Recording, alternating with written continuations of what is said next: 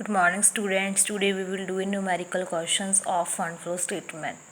There are two methods of calculations in fund flow statement. First of them is statement or schedule of changes in working capital. Second is statement of sources and application of funds. Today I will discuss with you numerical question of statement or schedule of changes in working capital. So firstly question, prepare statement of changes in working capital from the following balance sheet. Liability side equity side balance sheet ਦਿੱਤੀ ਹੋਈ ਤੁਹਾਨੂੰ 2 years ਦੀ same ਜਿਵੇਂ ਤੁਸੀਂ comparative ਦੇ ਵਿੱਚ ਤੇ common size ਦੇ ਵਿੱਚ ਕੀਤਾ ਸੇਮ ਤੁਹਾਨੂੰ ਬੈਲੈਂਸ ਸ਼ੀਟ ਦਿੱਤੀ ਹੋਏਗੀ 2 ਈਅਰਸ ਦੀ। ਤੁਸੀਂ ਸਿਰਫ ਕੀ ਕਰਨਾ ਨੇ ਪਰਸੈਂਟੇਜ ਕੈਲਕੂਲੇਟ ਕਰਕੇ ਦੱਸਣਾ ਤੁਹਾਡੀ ਵਰਕਿੰਗ ਕੈਪੀਟਲ ਜਿਹੜੀ ਉਹ ਇਨਕਰੀਜ਼ ਹੋਈ ਹੈ ਜਾਂ ਡਿਕਰੀਜ਼ ਹੋਈ ਹੈ। ਮੈਂ ਤੁਹਾਨੂੰ ਇੱਕ ਗੱਲ ਪਹਿਲਾਂ ਦੱਸੀ ਸੀ ਵੀ ਜੋ ਡਿਕਰੀਜ਼ ਇਨ ਵਰਕਿੰਗ ਕੈਪੀਟਲ ਉਹ ਸੋਰਸ ਆਫ ਫੰਡ ਹੈ, ਇਨਕਰੀਜ਼ ਇਨ ਵਰਕਿੰਗ ਕੈਪੀਟਲ ਹੁੰਦਾ ਜੋ ਉਹ ਐਪਲੀਕੇਸ਼ਨ ਆਫ ਫੰਡ ਹੁੰਦਾ ਹੈ। ਦੈਨ ਆਪਾਂ ਨੈਕਸਟ ਕੁਐਸਚਨ ਕਰ ਰਹੇ ਹਾਂ ਕਰੰਟ ਐਸੈਟਸ ਦਿੱਤੇ ਹੋਏ ਨੇ cash, accounts receivable, stock, work ਇਨ ਪ੍ਰੋਗਰੈਸ। ਤੁਹਾਡੇ ਬੁੱਕ ਦੇ ਸਿਰਫ ਅਮਾਊਂਟਸ ਹੀ ਚੇਂਜ ਹੋਣਗੇ ਆਈ ਥਿੰਕ, ਜਾਂ ਥੋੜ੍ਹੇ ਬਹੁਤੇ ਐਸੈਟਸ ਇੱਧਰ ਉੱਧਰ ਹੋ ਸਕਦੇ ਨੇ। ਦੈਨ ਕਰੰਟ ਲਾਇਬਿਲਿਟੀਜ਼ ਨੇ, ਉਸ ਤੋਂ ਬਾਅਦ ਆਪਾਂ ਨੂੰ ਪਤਾ ਹੈ ਫਾਰਮੂਲਾ ਦੱਸਿਆ ਮੈਂ ਤੁਹਾਨੂੰ ਵਰਕਿੰਗ ਕੈਪੀਟਲ ਦਾ ਕੀ ਹੁੰਦਾ current assets minus current liabilities. So ਪਹਿਲਾਂ ਕੀ ਨੇ ਆਪਣੇ ਕੋਲ ਕਰੰਟ ਐਸੈਟਸ ਨੇ। ਹੁਣ ਦੇਖੋ ਕੈਸ਼ ਸੀ 30,000 ਦਾ, 10,000 ਦਾ ਰਹਿ ਗਿਆ, ਠੀਕ ਹੈ। ਤਾਂ ਤੁਹਾਡੀ ਵਰਕਿੰਗ ਕੈਪੀਟਲ ਇੱਥੇ ਕੀ ਹੋ ਗਈ ਡਿਕਰੀਜ਼ ਹੋ ਗਈ, ਤੁਹਾਡੇ ਐਸੈਟ ਘੱਟ ਗਏ, ਰਿਡਿਊਸ ਹੋ ਗਏ, ਤਾਂ ਵਰਕਿੰਗ ਕੈਪੀਟਲ ਵੀ ਘੱਟ ਗਈ। ਕਿੰਨੇ ਨਾਲ ਘੱਟ ਗਈ 20,000 ਨਾਲ। ਦੈਨ ਅਕਾਊਂਟਸ ਰਿਸੀਵੇਬਲ 70,000 ਦੇ ਸੀ ਹੁਣ 140 ਦੇ ਹੋ ਗਏ, ਮਤਲਬ ਇਨਕਰੀਜ਼ ਹੋ ਗਏ ਕਿੰਨੇ ਨਾਲ 70,000 ਨਾਲ। ਦੈਨ ਸਟਾਕ ਐਂਡ ਟ੍ਰੇਡ 150 ਦਾ ਸੀ ਕਿੰਨੇ ਦਾ ਹੋ ਗਿਆ 225 ਦਾ, ਮਤਲਬ ਕਿੰਨੇ ਹੋ ਗਏ 75 ਕੀ ਹੋ ਗਏ ਇਨਕਰੀਜ਼ ਹੋ ਗਏ। ਅਤੇ ਵਰਕ ਇਨ ਪ੍ਰੋਗਰੈਸ ਸੀ 80 ਦਾ, 80 ਤੋਂ 90 ਹੋ ਗਿਆ, ਮਤਲਬ ਇਹ ਵੀ ਇਨਕਰੀਜ਼ ਹੋ ਗਿਆ 10,000 ਦੇ ਨਾਲ। ਫਿਰ ਤੁਸੀਂ ਕੀ ਕਰੋਗੇ ਆਪਣਾ ਕਰੰਟ ਐਸੈਟਸ ਦਾ ਟੋਟਲ ਸ਼ੋਅ ਕਰ ਦੋਗੇ। ਦੈਨ ਨੈਕਸਟ ਆ ਗਿਆ ਕਰੰਟ ਲਾਇਬਿਲਿਟੀਜ਼। ਪੇਬਲ ਸੀਗੇ 77,000 ਦੇ 43 ਦੇ, ਮਤਲਬ ਘੱਟ ਗਏ ਤੁਹਾਡੇ। ਤਾਂ ਤੁਹਾਡੀ ਜਿਹੜੀ ਵਰਕਿੰਗ ਕੈਪੀਟਲ ਹੈ ਉਹ ਕੀ ਹੋ ਗਈ ਇਨਕਰੀਜ਼ ਹੋ ਗਈ, ਕਿਉਂਕਿ ਤੁਹਾਡੀ ਲਾਇਬਿਲਿਟੀ ਕੀ ਹੋ ਗਈ ਘੱਟ ਗਈ, ਤਾਂ ਤੁਹਾਡੇ ਕੋਲ ਪੈਸਾ ਜ਼ਿਆਦਾ ਰਹਿ ਗਿਆ ਸੇਵਿੰਗ ਦੇ ਵਿੱਚ, ਤੁਹਾਡੀ ਵਰਕਿੰਗ ਕੈਪੀਟਲ ਇਨਕਰੀਜ਼ ਹੋ ਗਈ। ਸੇਮ ਅੱਗੇ ਅਕਾਊਂਟਸ ਪੇਬਲ, ਇੰਟਰਸਟ, ਡਿਵੀਡੈਂਡ, ਇਹ ਸਾਰੇ ਨੇ। ਬਸ ਤੁਸੀਂ ਇਹ ਦੇਖਣਾ ਵੀ ਜਦੋਂ ਤੁਹਾਡਾ ਕੋਈ ਐਸੈਟ ਵਧਿਆ ਤੁਹਾਡੀ ਲਾਇਬਿਲਿਟੀ ਤੁਹਾਡਾ ਕੀ ਵਧੀਆ ਵਰਕਿੰਗ ਕੈਪੀਟਲ ਵਧੀਆ। ਜੇ ਤੁਹਾਡੀ ਕੋਈ ਲਾਇਬਿਲਿਟੀ ਵਧੀ ਹੈ ਤਾਂ ਤੁਹਾਡੀ ਵਰਕਿੰਗ ਕੈਪੀਟਲ ਘਟੀ ਹੈ, ਮਤਲਬ ਹੁਣ ਤੁਹਾਡੇ ਕੋਲ ਪੈਸਾ ਘੱਟ ਗਿਆ। ਵਰਕਿੰਗ ਕੈਪੀਟਲ ਤੁਹਾਡੀ ਸੇਵਿੰਗਸ ਆਪਾਂ ਇੱਕ ਤਰ੍ਹਾਂ ਨਾਲ ਕਹਿ ਸਕਦੇ ਹਾਂ।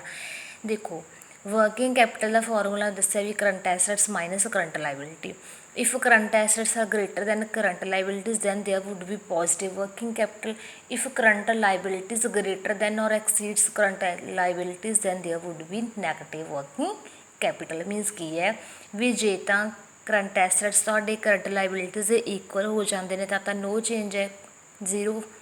ਜੇ ਕਰੰਟ ਐਸੈਟਸ ਜ਼ਿਆਦਾ ਨੇ ਕਰੰਟ ਲਾਇਬਿਲਿਟੀਜ਼ ਦੇ ਕੰਪੇਅਰ ਤਾਂ ਤੁਹਾਡੀ ਵਰਕਿੰਗ ਕੈਪੀਟਲ ਜਿਹੜੀ ਉਹ ਇਨਕਰੀਜ਼ ਹੋ ਜਾਂਦੀ ਹੈ, ਪੋਜ਼ੀਟਿਵ ਹੈ। ਮੀਨਸ ਕੀ ਆ ਉਹ ਇੱਕ ਗੁੱਡ ਸਿਚੁਏਸ਼ਨ ਹੈ ਤੁਹਾਡੀ ਕੰਪਨੀ ਦੇ ਲਈ, ਤੁਹਾਡੀ ਕੰਸਰਨ ਦੇ ਲਈ। ਜੇ ਉਹ ਅਪੋਜ਼ਿਟ ਹੈ ਫਿਰ ਉਹ ਕੀ ਹੈ ਬੈਡ ਸਿਚੁਏਸ਼ਨ ਹੈ। ਦੈਨ ਦੇਖੋ ਤੁਸੀਂ ਕਰੰਟ ਐਸੈਟਸ ਦੀ ਸਿਰਫ ਕੀ ਕੀਤੇ ਨੇ ਮਾਈਨਸ ਕਰਕੇ ਇਨਕਰੀਜ਼ ਡਿਕਰੀਜ਼ ਦੱਸਿਆ।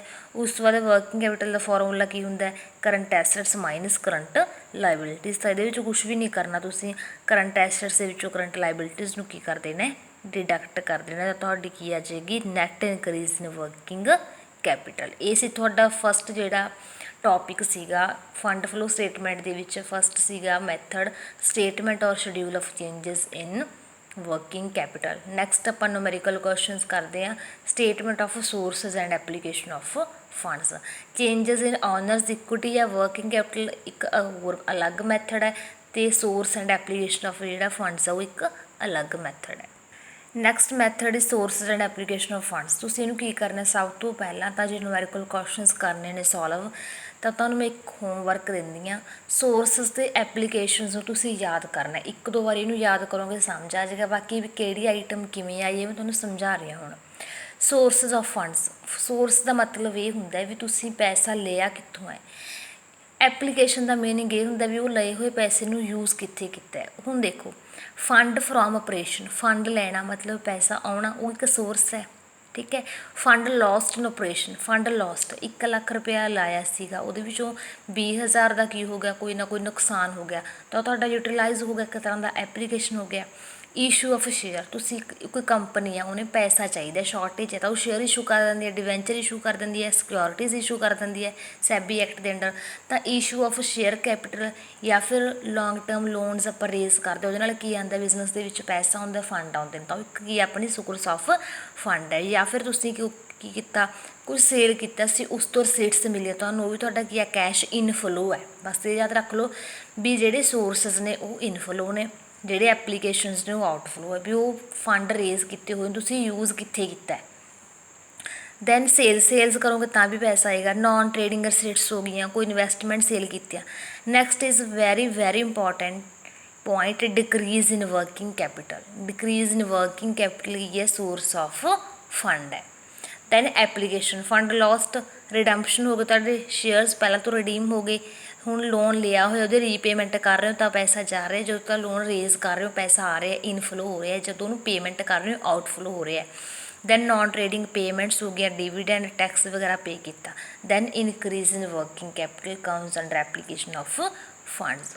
ਤਾਂ ਇਸ ਨੂੰ ਤੁਸੀਂ ਸੈਪਰੇਟਲੀ ਵੀ ਪਰਫੋਰਮ ਕਰ ਸਕਦੇ ਹੋ ਅਤੇ ਤੁਸੀਂ ਇਹਨੂੰ ਕੰਬਾਈਨਡ ਵੀ ਕਰ ਸਕਦੇ ਹੋ। ਇਸ ਦੇ ਦੋ ਫਾਰਮੂਲਾਜ਼ ਨੇ, ਜਿਹੜੇ ਤਾਂ ਮੈਂ ਤੁਹਾਨੂੰ ਹੁਣ ਕਰਵਾਇਆ ਪਹਿਲਾਂ, ਵੀ ਪਹਿਲਾਂ ਸੋਰਸਿਸ ਲਿਖਣੇ ਨੇ ਫਿਰ ਐਪਲੀਕੇਸ਼ਨਸ ਲਿਖਣੇ ਨੇ।